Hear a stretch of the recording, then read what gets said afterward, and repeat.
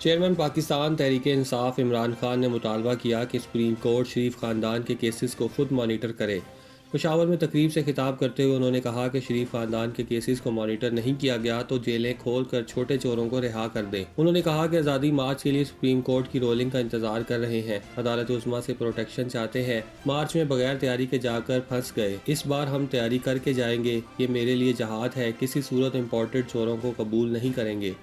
انہوں نے کہا کہ سپریم کورٹ نے شریف خاندان کا صحیح نام سیسیلین مافیا رکھا تھا، یہ طاقتور کے بوٹ پالش کرتے ہیں، کمزور پر ظلم کرتے ہیں، عوام پر وہ شیل برسائے گئے جو دہشت گردوں کے لیے استعمال ہوتے ہیں۔ عمران خان نے کہا کہ ڈی چوک پر دھرنا اس لیے نہیں دیا کہ انتشار پھیلنے کا ڈر تھا، عوام ان کے ساتھ نہیں تو یہ الیکشن کرانے سے ڈرتے ہیں، بیرونی سازش کا مقابلہ نہ کیا تو آنے والی نسلیں معاف نہیں کریں گی۔ سابق وزیر اعظم نے کہا کہ ملک بچانے کو جہاد سمجھیں، یہ حقیقی آزادی کی جنگ ہے، ہماری حکومت کو کرپشن نہیں بلکہ سازش کے تحت گرایا گیا۔ حکومت گرانے کے خلاف پاکستان کی تاریخ میں کبھی ایسی عوام نہیں نکلی جیسے ہمارے حق میں نکلی، سازش کرنے والے خود دنگ رہ گئے کہ یہ لوگ کیسے ہمارے حق میں نکلے۔ پی ٹی آئی سربراہ نے مزید کہا کہ میں نے کہا تھا دوستی سب سے کریں گے، امن میں آپ کا ساتھ دیں گے، جنگ میں کسی کا ساتھ نہیں دیں گے، میں کیوں دوں امریکہ کو اڈے، جب ہم ان کے ساتھ تھے ہم نے اپنے 80,000 لوگ شہید کروائے تو واشنگٹن نے ہمارا شکریہ ادا نہیں بلکہ افغانستان کی ناکامی کا ملبہ بھی ہم پر ڈال دیا۔ انہوں نے کہا کہ ہندوستان کی خارجہ پالیسی آزاد ہے، انہوں نے کبھی کسی کی جنگ میں شرکت نہیں کی، کسی سے خراب تعلقات نہیں چاہتے، لیکن کبھی کسی کی غلامی نہیں کریں گے۔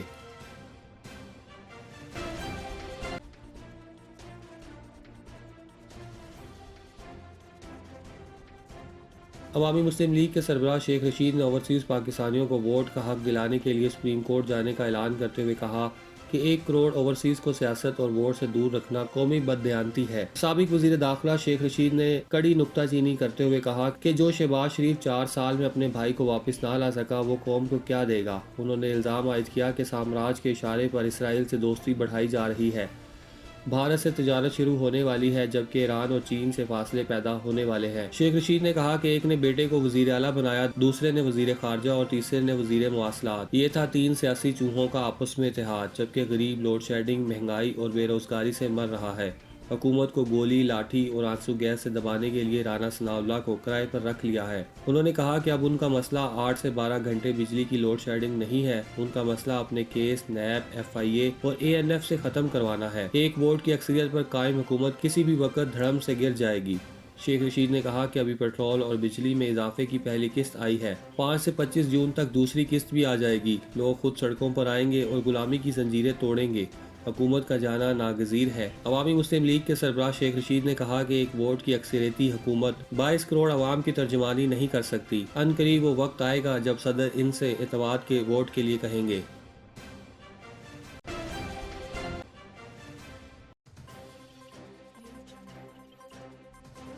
پاکستان کی قومی اسمبلی کے اسپیکر راجہ پرویز اشرف نے پی ٹی آئی کے مستعفی اراکین کو اپنے استعفوں کی تصدیق کے لیے طلب کر لیا۔ قومی اسمبلی کے ترجمان نے ایک بیان میں کہا کہ اسپیکر راجہ پرویز اشرف نے پی ٹی آئی کے مستعفی اراکین کو استعفوں کی تصدیق کے لیے طلب کیا ہے اور اس سلسلے میں قومی اسمبلی سیکریٹریٹ کی جانب سے مستعفی اراکین کو مراسلے جاری کر دیے گئے ہیں۔ اسپیکر کی جانب سے پی ٹی آئی کے اراکین کو اپنے استعفوں کی تصدیق کے لیے 6 جون کو طلب کیا گیا ہے۔ استعفوں کی تصدیق کا عمل 10 جون تک جاری رہے گا۔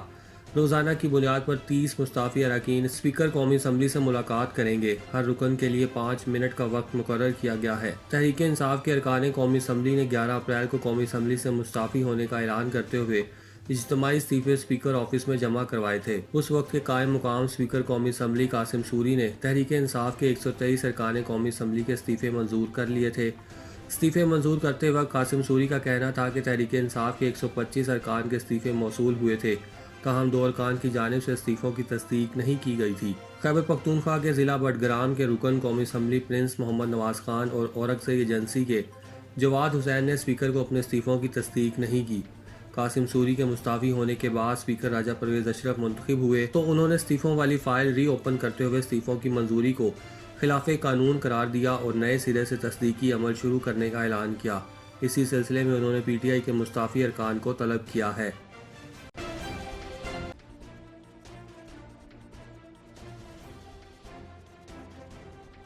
وزیر اطلاعات مریم اورنگزیب نے کہا کہ اسرائیل کا دورہ کرنے والے پی ٹی وی اینکر کو ملازمت سے برطرف کر دیا گیا ہے۔ اپنے بیان میں انہوں نے کہا کہ مذکورہ اینکر نے دورہ اپنی ذاتی حیثیت میں کیا تھا۔ فلسطین کی حمایت میں پاکستانی پالیسی میں کوئی تبدیلی نہ آئی ہے نہ آئے گی۔ انہوں نے کہا کہ فلسطین پر پاکستان کی ریاستی پالیسی واضح اور قائد اعظم کے فرمودات پر مبنی ہے۔ مریم اورنگزیب نے کہا کہ پاکستان کے عوام کی خواہشات اور امنگوں کے منافی کوئی پالیسی یا اقدام نہیں ہو سکتا۔ پاکستان مسئلہ فلسطین اور اسرائیل سے متعلق اپنے روایتی اور اصولی موقف پر سختی سے کاربند ہے۔ وزارت خارجہ واضح کر چکی ہے کہ پاکستان سے کوئی وفد اسرائیل نہیں گیا۔ ان کا کہنا تھا کہ اقوام متحدہ کی سلامتی کونسل کی قراردادوں کے مطابق فلسطینیوں کے استواب رائے کے حق کی مکمل حمایت کرتے ہیں۔ دنیا دو ریاستی حل کو خطے میں پائیدار امن کا ضامن تصور کرتی ہے۔ مزید کہا کہ 1967 سے پہلے کی سرحدوں، بیت المقدس، دارالحکومت اور جغرافیائی وحدت کی حامل فلسطینی ریاست کا وعدہ پورا کیا جائے۔ انہوں نے کہا کہ مقبوضہ فلسطین اور جموں و کشمیر اقوام متحدہ کی سلامتی کونسل کے ایجنڈے پر دیرینہ ترین امور ہیں، جن کا حل عالمی برادری کی ذمہ داری ہے۔ ان دونوں مسائل کے منصفانہ حل تک دنیا میں پائیدار امن ایک خواب ہی رہے گا۔ مقبوضہ فلسطین اور غیر قانونی طور پر بھارت کے زیر قبضہ جموں کشمیر کے عوام کے منصفانہ جدوجہد کی ہر ممکن حمایت جاری رکھیں گے۔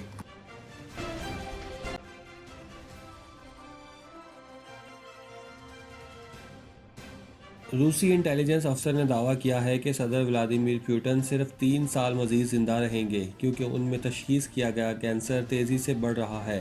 غیر ملکی میڈیا کی رپورٹ کے مطابق روسی فیڈرل سیکیورٹی سروس کے افسر نے دعویٰ کیا ہے کہ 69 سالہ ولادیمیر پوٹن دن بدن اپنی بینائی کھو رہے ہیں، جبکہ کینسر کی وجہ سے وہ 3 سال مزید زندہ رہیں گے۔ اطلاعات کے مطابق سیکیورٹی سروسز کے افسر نے پوٹن کی صحت کے بارے میں تازہ ترین انکشاف سابق روسی جاسوس بورس کارپیچکوف کو بھیجے گئے پیغام میں کیا، جو کہ اس وقت برطانیہ میں مقیم ہے۔ غیر ملکی میڈیا کا کہنا ہے کہ روسی جاسوس کو بھیجے گئے پیغام میں بتایا گیا ہے کہ صدر پوٹن سر درد کی بیماری میں بھی مبتلا ہے اور ان کی بینائی شدید خراب ہو رہی ہے، جس کی وجہ سے جب وہ ٹی وی پر آتے ہیں تو انہیں ایک کاغذ کی ضرورت ہوتی ہے جس میں ہر چیز بڑے حروف میں لکھی ہوتی ہے تاکہ وہ پڑھ سکیں۔ یہ دعویٰ ان قیاس آرائیوں کے درمیان سامنے آیا کہ روسی صدر پوٹن کی صحت تیزی سے خراب ہو رہی ہے۔ تاہم دوسری جانب روسی وزیر خارجہ سرگئی لاروف نے صدر پوٹن کے بیمار ہونے کی قیاس آرائیوں کی تردید کرتے ہوئے کہا کہ روسی صدر بالکل ٹھیک ہیں، ان میں کسی بیماری کی نشاندہی کرنے والی کوئی علامت نہیں ہے۔ روسی وزیر خارجہ نے فرانسیسی ٹی وی کو انٹرویو دیتے ہوئے کہا کہ مجھے نہیں لگتا کہ سمجھدار لوگ روسی صدر میں کسی قسم کی بیماری یا اس کی علامات دیکھ سکتے ہیں۔ واضح رہے اس سے قبل گزشتہ برطانوی اخبار نے دعویٰ کیا تھا کہ روس کے صدر ولادیمیر پوٹن کی کینسر کی سرجری جلد متوقع ہے اور اس دوران یوکرین جنگ کا اختیار روسی خفیہ ایجنسی کے سابق چیف کو سونپے جانے کا امکان ہے۔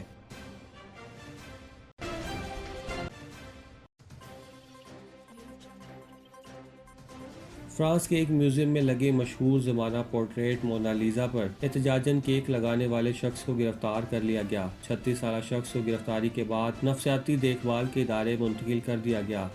غیر ملکی خبر رساں ادارے کے مطابق پیرس میں موجود دنیا کے سب سے بڑے آرٹ میوزیم لووخ، جہاں یہ شاندار پورٹریٹ موجود ہے، کے حکام نے پیش آنے والے اس واقعے پر تبصرہ کرنے سے انکار کر دیا۔ تاہم یہ واقعہ موقع پر موجود متعدد افراد نے ریکارڈ کیا، جس کی ویڈیو سوشل میڈیا پر وائرل ہو گئی۔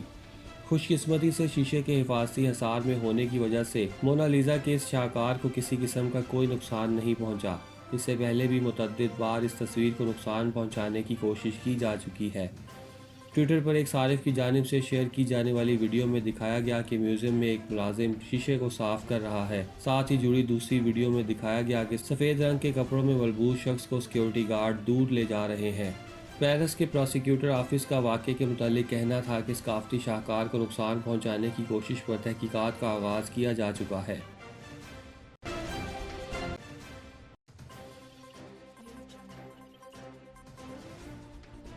معروف گلوکار سدھو موسے والا کے قتل کی منصوبہ بندی نئی دلی کی تہاڑ جیل میں بنائے جانے کا انکشاف سامنے آیا۔ انڈیا ٹوڈے کے مطابق سدھو موسے والا کے قتل کی ذمہ داری لارنس بشنوئی گینگ کے کینیڈا میں مقیم کارندے گولڈی برار نے قبول کی ہے۔ اس گینگ کا سرگنا لارنس بشنوئی تہاڑ جیل میں قید ہے۔ ابتدائی طور پر اسی نے جیل میں ہی گلوکار کے قتل کی منصوبہ بندی کی۔ رپورٹ کے مطابق سدھو موسے والا کے والد بلکور سنگھ نے مطالبہ کیا کہ ان کے بیٹے کے قتل کی تحقیقات بھارت کی قومی تفتیشی ایجنسی سے کرائی جائیں۔ پولیس کی طرف سے ابتدائی تحقیقات میں بتایا گیا ہے کہ ملزمان کی ایک گاڑی سدھو موسے والا کی گاڑی کا پہلے سے تعاقب کر رہی تھی، جبکہ گاؤں جواہر پہنچ کر ملزمان کی مزید 2 گاڑیاں سامنے سے آئی اور سدھو کی گاڑی کو روک کر فائر کیا گیا۔ ملزمان نے روسی ساختہ AN-94 رائفل سے فائرنگ کی۔ سدھو پر 3 مختلف رائفلوں سے 30 گولیاں فائر کی گئیں۔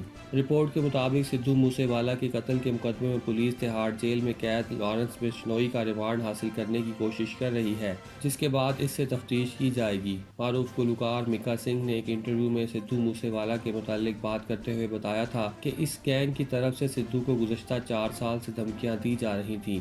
مکا سنگھ نے بتایا کہ گزشتہ ہفتے ہی سدھو ممبئی آیا تھا اور اس نے مجھ سے کہا تھا کہ وہ ممبئی میں بغیر سیکیورٹی کے آزادانہ گھوم پھر سکتا ہے۔ میں نے اسے کہا تھا کہ تم ممبئی ہی شفٹ ہو جاؤ۔